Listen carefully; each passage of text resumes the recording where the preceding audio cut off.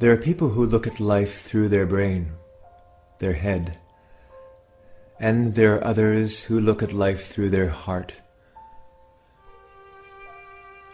Between these 2 points of view there is a vast difference, so much difference that something that one person can see on the earth, the other sees in heaven. Something that one sees as small, the other sees as great. Of something that one sees as limited, the other sees the unlimitedness. These 2 persons become opposite poles. It is as if one is looking at the sky, the other at the earth. No one will admit that they look at things with their head. Everyone will say, I look at life with my heart. If they knew what it is to look at life from the heart, the best person in the world would say, I have not yet learned to look at life from the heart. I would like to know how to do it. I would like to learn it.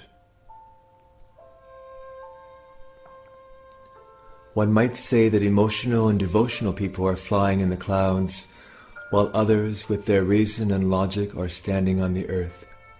Yes, it is true. But angels ride on clouds. If the soul has the angelic quality, the clouds are its sphere, not the earth. Now one may ask, where is the place for practicality in life? Yes, but what one calls practical in everyday life, and one is very careful about, what is it? How long does it last? What is it worth? No doubt it is true that we are born on earth to bear the weight of our physical body, and with it, its needs.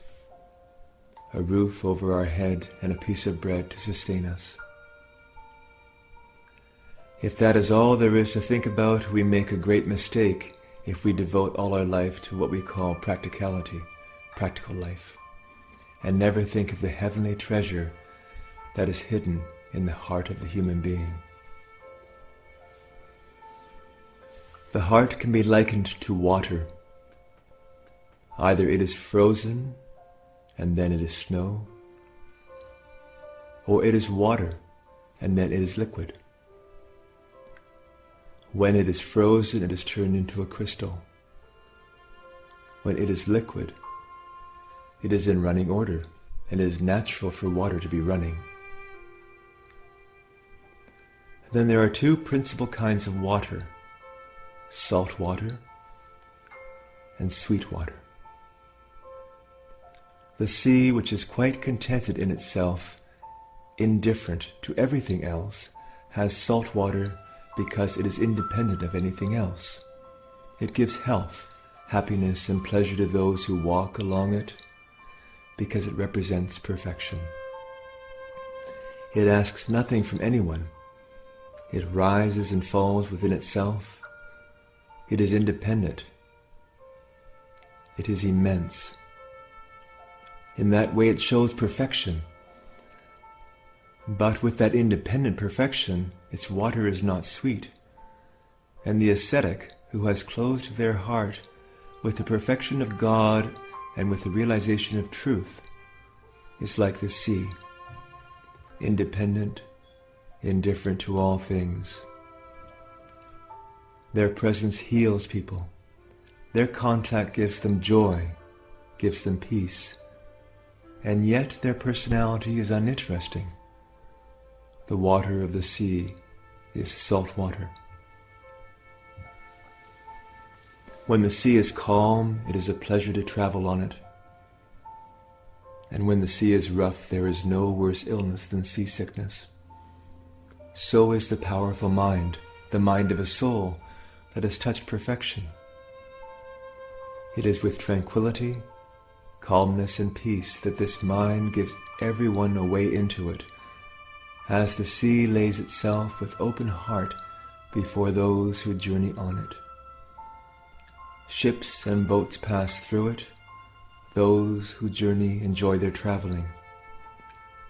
But when the sea is disturbed by the wind, by storm, it is perfect in its annoyance. It can shake boats and steamers. And so the mind of the sage can have an effect upon all things in nature. It can cause volcanic eruptions. It can cause disasters, revolutions, all manner of things once its tranquility is disturbed.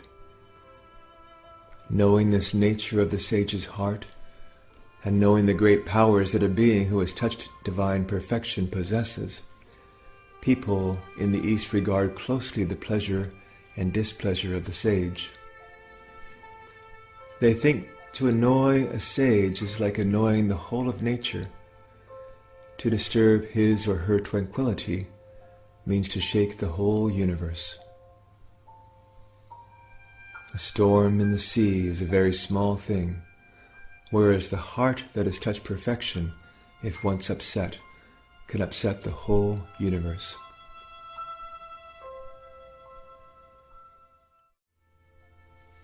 The water of the river is sweet. It is sweet because it is attracted to the sea. It is longing to reach the sea. The river represents the loving quality, a quality that is seeking for the object it loves. A heart that loves God and its perfection is likened to the river that seeks the sea. It is therefore that the personality of the seeker is more pleasant than the personality of the one who is contented with what they know. There is little danger in traveling on the river. There is great joy in swimming in the river. And there is a fine scenery along it to look at. So it is with the personality which is like the river, that running of the feeling of sympathy. That continual running means a living sympathy. The river helps the trees and plants and the earth along it. So does the kind, sympathetic person whose feeling is liquid. Everywhere they go, they take along that influence which nourishes, which helps souls to flourish and to progress. Then one sometimes sees a little stream. It runs.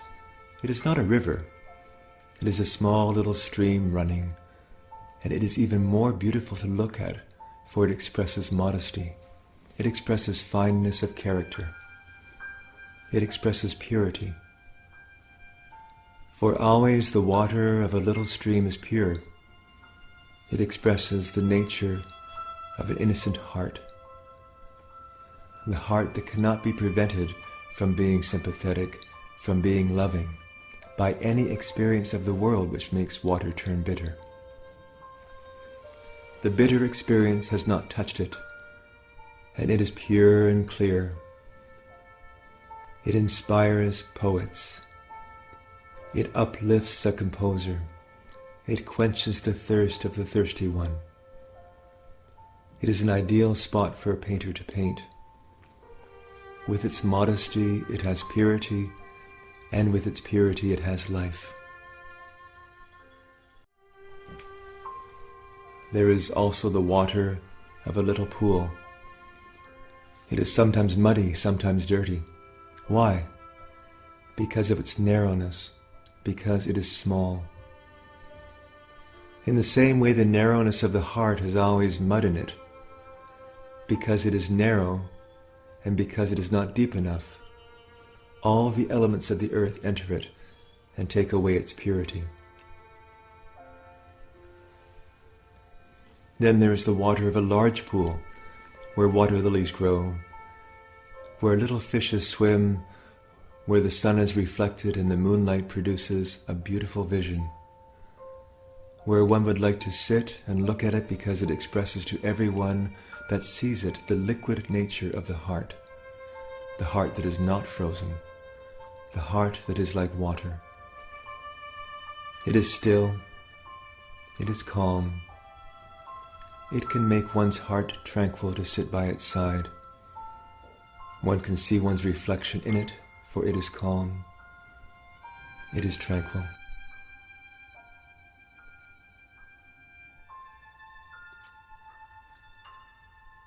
the water of the spring is most healing and most inspiring because it comes from above and falls onto the earth. That is the character of the inspirational mind. The heart that, like a spring, pours out water in the form of inspiration, be it in poetry, be it in music, in whatever form. It has beauty. It has a healing quality. It can take away all the worries, anxieties, difficulties and troubles of those who come to it. Like the water of the spring, it not only inspires, but it heals. Then there is a fountain that rises and falls in so many drops. It is human-made, as the personality also is human-made. When one is made a personality, then the feeling that rises from the heart through the personality is like the fountain. Each drop falling from it comes in the form of a virtue. The water that rises from the sea towards the sky in the form of vapor represents the aspiration of the heart. The heart that aspires upward, that wishes to reach upward, that heart shows the quality of vapor. It is the heart of the devotee, of the seeker, the heart of the one who is always conscientiously seeking the higher ideal, touching the higher principles. In the form of clouds, that heart of aspiration forms itself and pours down just like the rain, bringing celestial beauty in the form of art, poetry or music, or of anything that is good and beautiful.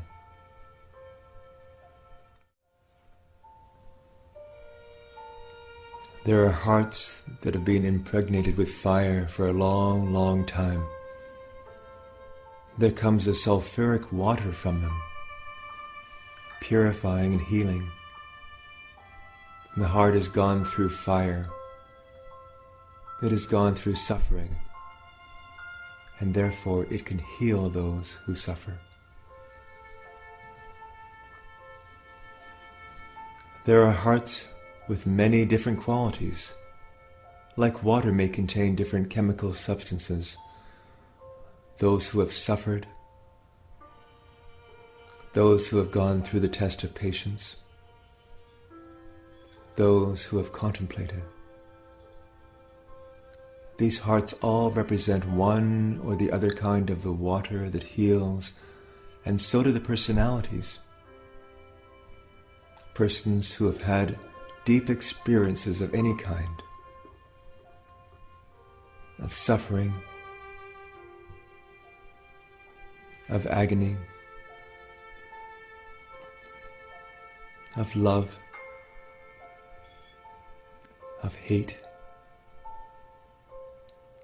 of solitude, of association, of success, of failure.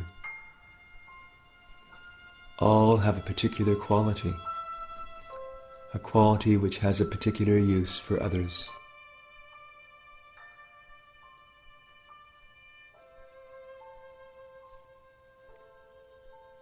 Knowing this, we will come to this conclusion. Whatever has been my life's destiny, my heart, through sorrow or pain, through joy or pleasure, has prepared a chemical substance that serves a certain purpose for humanity. And I can only give that chemical substance for the use of humanity if I keep my heart awake and open.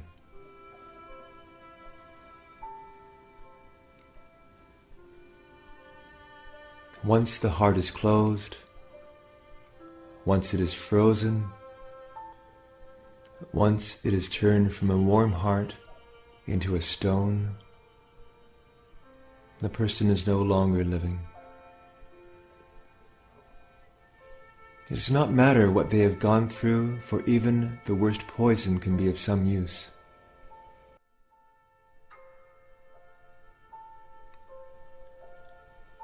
There is no person, therefore, however wicked, who is of no use. If only they know that there is one condition for being useful to humanity, and that is to keep the heart open.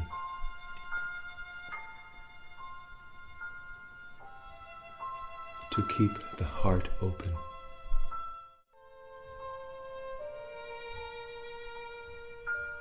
Keep the heart open.